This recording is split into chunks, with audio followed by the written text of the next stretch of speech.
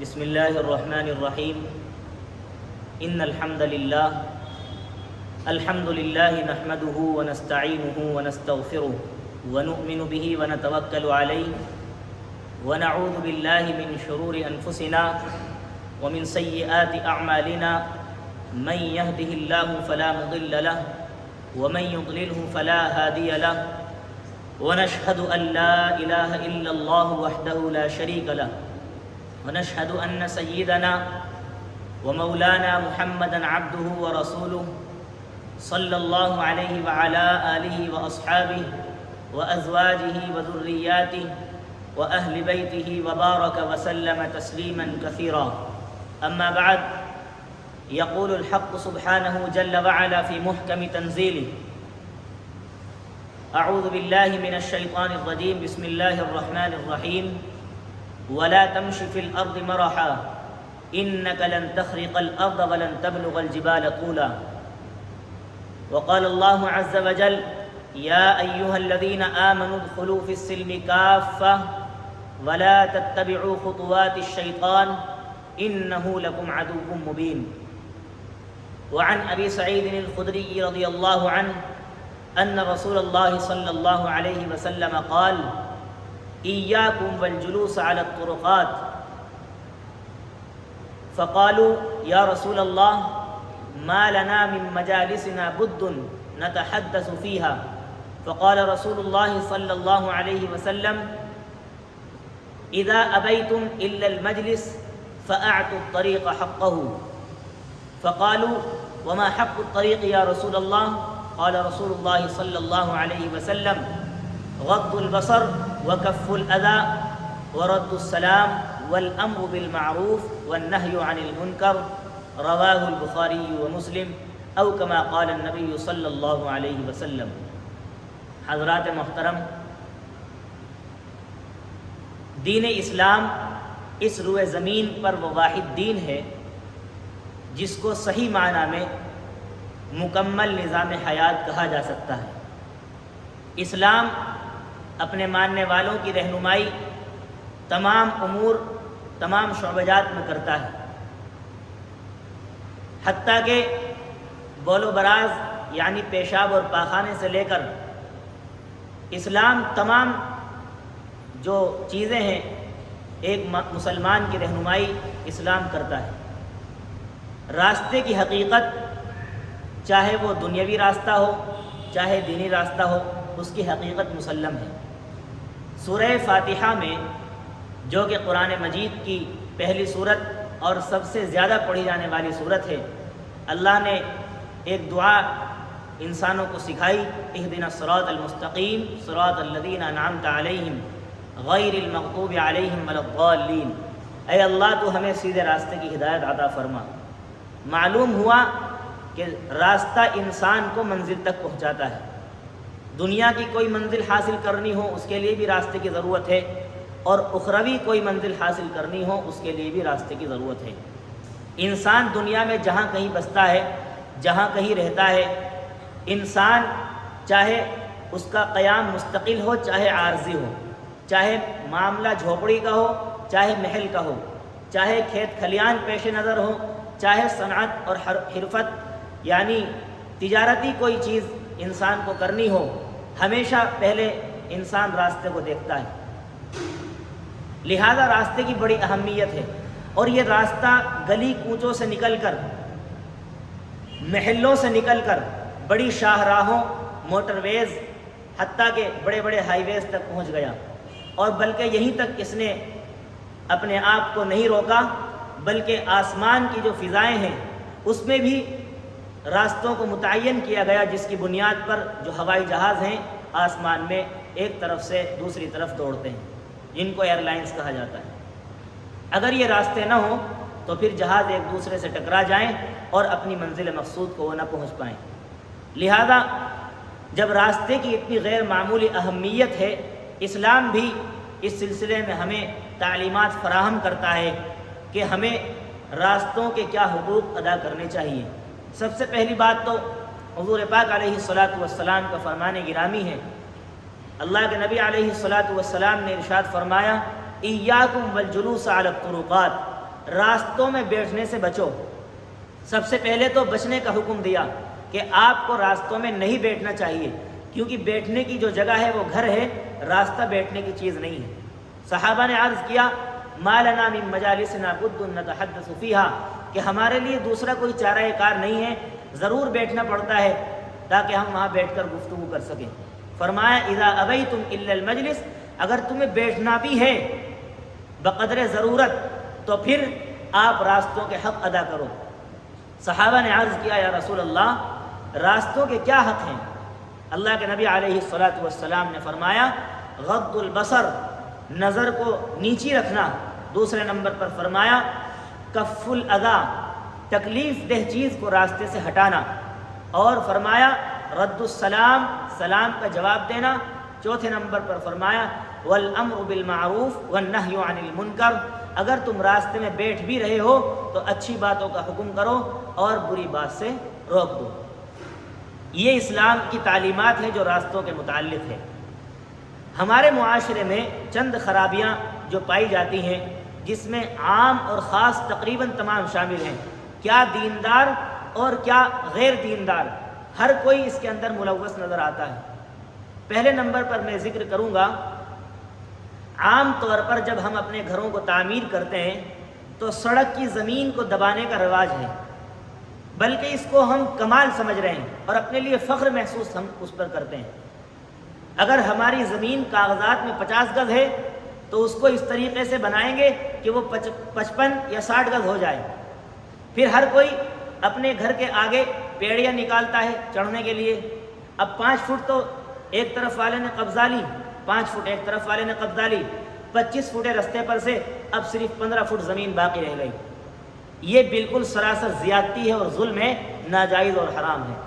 اسی طریقے سے بہت سارے لوگ اپنے گھروں کے چھجے نکالتے ہیں، جس کو بالکنی وغیرہ بھی کہہ سکتے ہیں۔ یہ بھی اپنی زمین سے باہر نکالنا درست نہیں ہے، ناجائز ہے اور حرام ہے۔ اس سلسلے میں ہمیں غور و فکر کرنی چاہیے۔ اسی طریقے سے ایک خرابی جو عام طور سے پائی جاتی ہے، گلی میں کاروں کو کھڑا کر دینا۔ اگر اللہ نے آپ کو کار دی ہے، آپ صاحب حیثیت ہیں، تو صرف کار خریدنا کوئی کمال نہیں ہے، اس کو صحیح جگہ پر کھڑی کرنا جس سے کسی کو تکلیف نہ ہو، یہ بھی اس کی ضرورت میں شامل ہے۔ جب آپ انشورنس کا خرچہ برداشت کر رہے ہیں، اس کا پیٹرول کا خرچہ برداشت کرتے ہیں، مینٹیننس کا خرچہ آپ برداشت کرتے ہیں، تو اس کو کھڑا کرنے کا خرچہ بھی برداشت کریں۔ 1000-2000 روپے کے چکر میں ہم لوگوں کو تکلیف پہنچاتے ہیں۔ بسا اوقات ایسا ہوتا ہے کہ کسی مریض کے لیے ایمبولینس کو بلانے کی ضرورت پڑی اور آپ کی کار کھڑی ہوئی ہے، اس کی وجہ سے ایمبولینس نہیں آ سکی اور مریض کو جو ہے تکلیف کا سامنا کرنا پڑتا ہے۔ یہ اسلامی تعلیمات ہیں، ہمیں اس سلسلے میں سنجیدگی سے غور کرنا چاہیے۔ ایک اور چیز، ایک تو گلی میں کار کھڑی کرتے ہی ہیں، اس کے علاوہ اوپر سے بےہودگی یہ ہے کہ نہ تو اپنا کوئی فون نمبر یا اس طرح کی کوئی پلیٹ اس پر لگائیں کہ جس پہ نام ہو، ایڈریس ہو اور فون نمبر ہو، تاکہ ضرورت پڑنے پر اس کے مالک کو فون کر کے گاڑی کو وہاں سے ہٹایا جا سکے۔ اس کے لیے مسجدوں میں اعلانات کرانے آتے ہیں، آئے دن لوگ آتے ہیں کہ فلاں گاڑی کا اعلان کیجیے، اب اس کا نمبر مائک میں بتایا جاتا ہے، اس کے باوجود بھی وہ شخص ملتا نہیں ہے، پھر بھی وہی گاڑی وہیں کھڑی رہتی ہے۔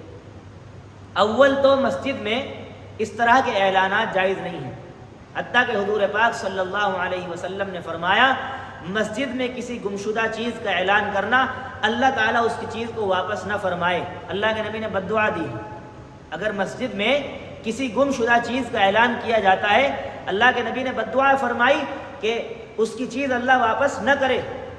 ہم تو پتہ نہیں کس کس طرح کے اعلانات مسجد میں کراتے ہیں، اس سلسلے میں بھی بہت بے احتیاطی ہم برتتے ہیں۔ لہذا اگر ہمیں گاڑی کھڑی کرنے کی ضرورت بھی ہے، صرف گلیوں کی بات نہیں، ہم کہیں جاتے ہیں کہیں محفل میں یا کہیں کسی کے یہاں پر، تو ایک اس طرح کی پلیٹ ضرور ہونی چاہیے جس پر ہمارا نام اور فون نمبر ہو، تاکہ ضرورت پڑنے پر فون کر کے آپ کو انفارم کیا جا سکے، مطلع کیا جا سکے۔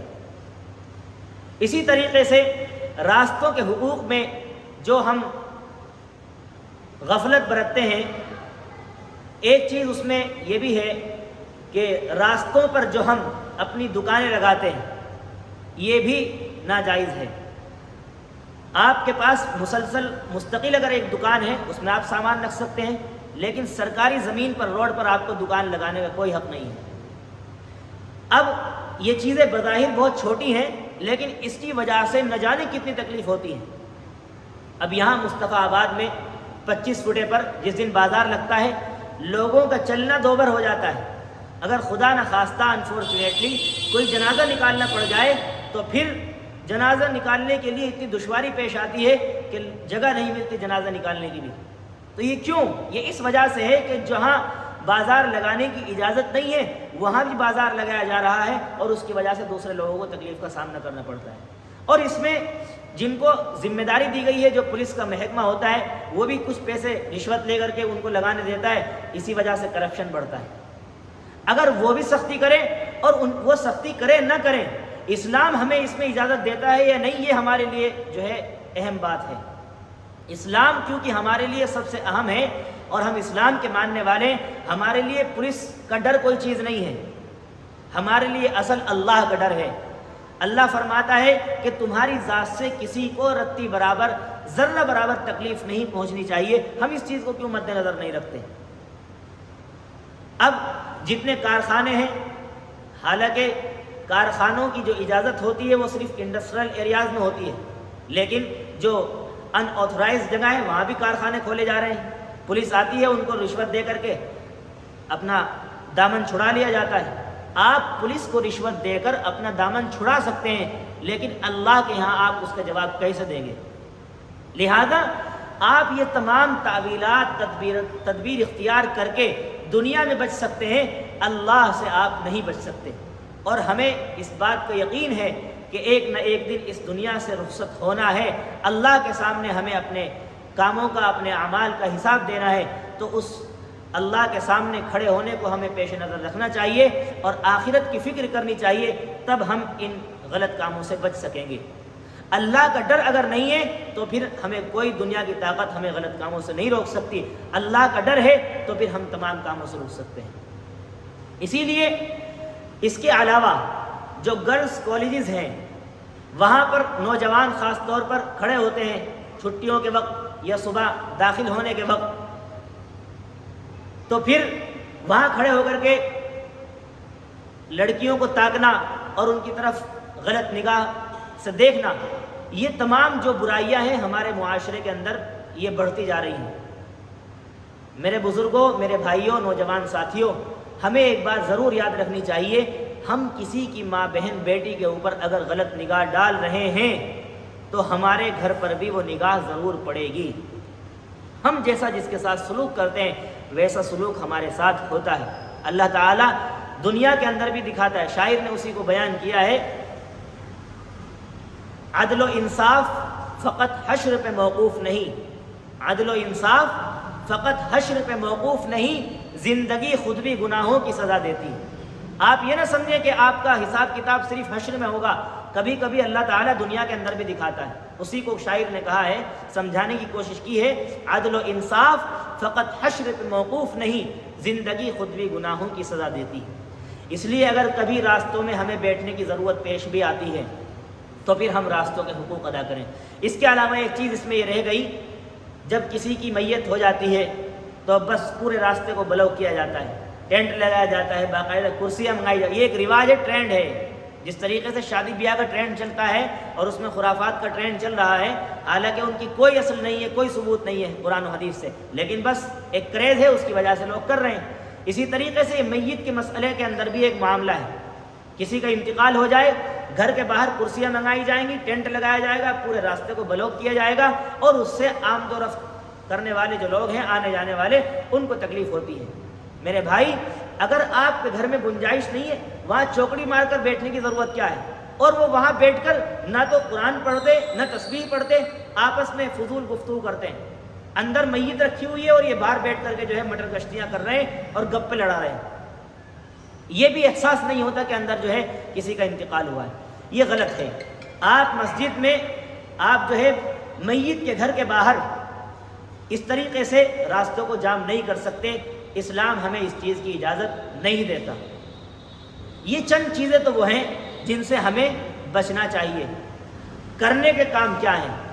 حدیث پاک کا جب ہم مطالعہ کرتے ہیں، اللہ کے نبی علیہ الصلاۃ والسلام کی تعلیمات کا جب ہم مطالعہ کرتے ہیں اور سیرت کے صفحات جب ہم دیکھتے ہیں تو ہمیں ملتا ہے اللہ کے نبی علیہ الصلاۃ والسلام نے سب سے پہلے تو راستوں میں بیٹھنے کو منع فرمایا، اس کے بعد اگر کبھی بقدر ضرورت ہمیں بیٹھنا بھی پڑ جائے تو فرمایا سب سے پہلے غض البصر، اپنی نگاہوں کو نیچے رکھو۔ یہ نہیں جو بھی آ جا رہا ہے اس کو ہم تاڑ رہے ہیں، یہ بالکل انتہائی نیچ گھٹیا حرکت ہے۔ حدیث پاک میں فرمایا العینان زناہما النظر، آنکھوں کا جو زنا ہے وہ ہے دیکھنا، آنکھوں کا جو زنا ہے وہ ہے غلط نگاہ سے کسی کو دیکھنا، لہذا ہمیں اس چیز سے بچنے کی ضرورت ہے۔ اس کے علاوہ فرمایا کف الاذی، راستے سے تکلیف دہ چیز کو ہٹانا۔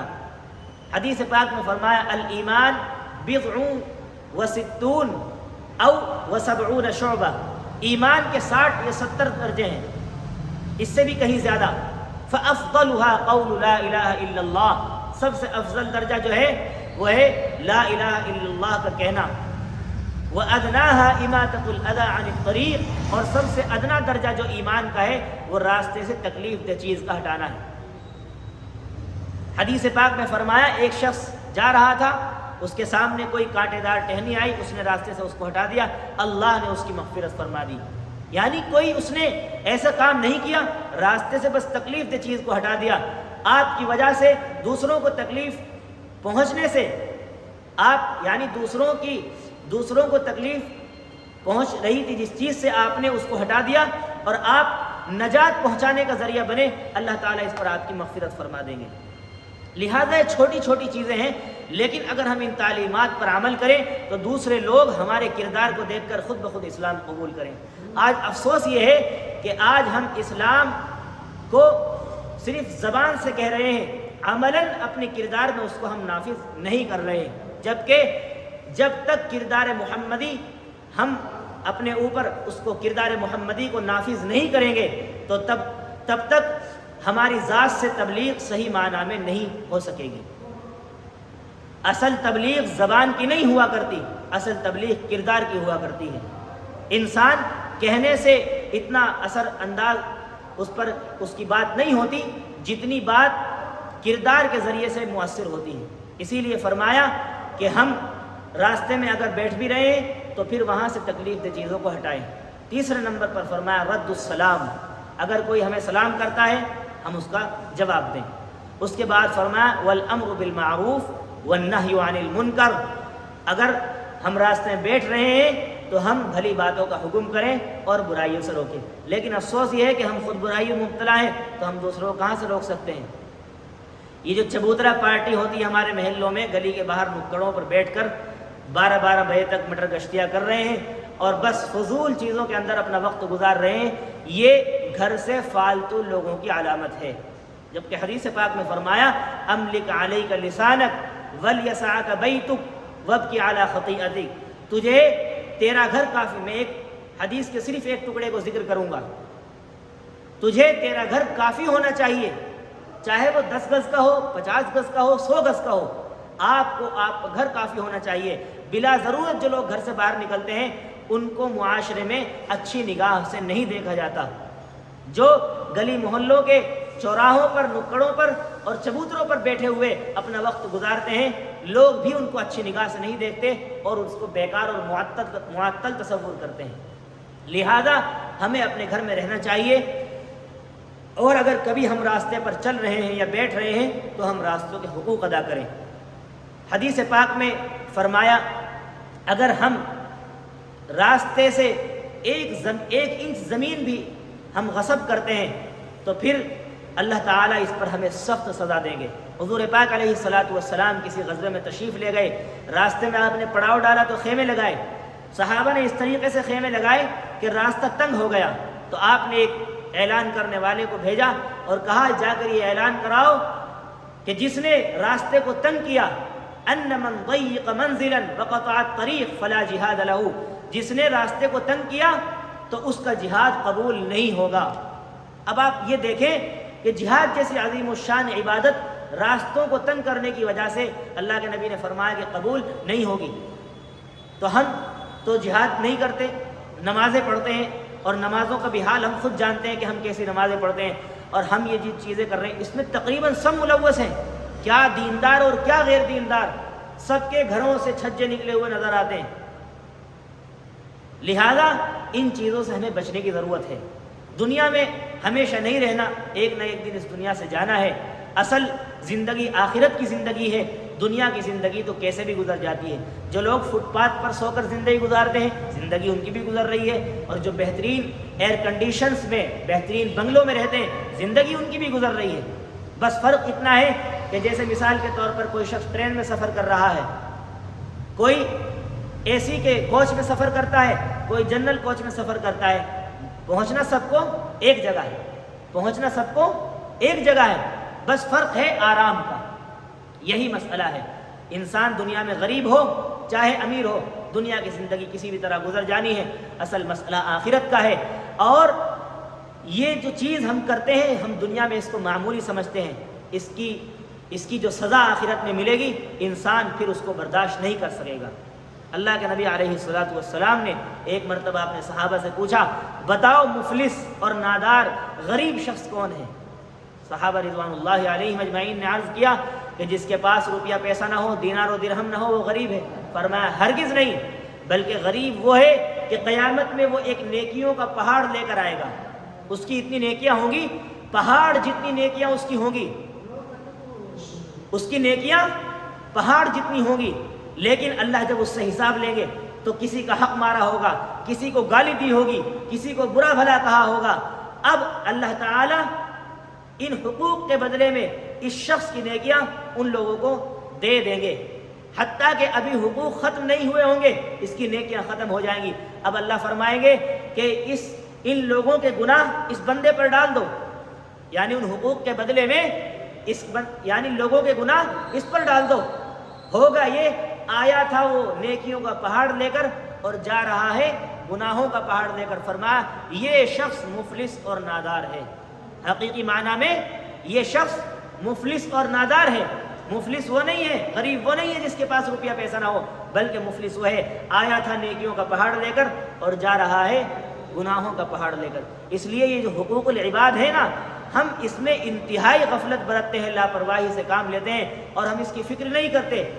قیامت میں ہمیں معلوم ہوگا، کیونکہ حقوق العباد وہ حق ہے، اللہ بندے کے معاف کیے بغیر خود اللہ بھی اس کو معاف نہیں کر سکتا۔ آپ نے نماز نہیں پڑھی، روزہ نہیں رکھا، حج نہیں کیا، یہ آپ کا اور اللہ کا معاملہ ہے، وہ چاہے معاف کرے چاہے سزا دے، لیکن بندوں کے جو حق آپ مار رہے ہیں، جب تک بندہ اس کو معاف نہیں کر دیتا، اللہ بھی اس کو معاف نہیں کریں گے۔ لہذا حقوق العباد کے سلسلے میں ہمیں غفلت نہیں برتنی چاہیے، اور انتہائی امانت داری کے ساتھ ہمیں حقوق ادا کرنے چاہیے، اور راستوں کے متعلق جو حقوق میں نے ابھی آپ حضرات کے سامنے عرض کیے ہیں، ہمیں اس سلسلے میں غور و فکر کرنی چاہیے۔ اس میں ایک بات اور مزید یہ ہے، راستوں کے جو ٹریفک کے قوانین ہیں، وہ ریڈ لائٹ کا مسئلہ ہو، ہیلمٹ کا مسئلہ ہو، کاغذات کا مسئلہ ہو، ڈرائیونگ لائسنس کا مسئلہ ہو، یہ سرکار نے اس لیے بنائے ہیں، یہ خود ہماری حفاظت کے لیے ہے۔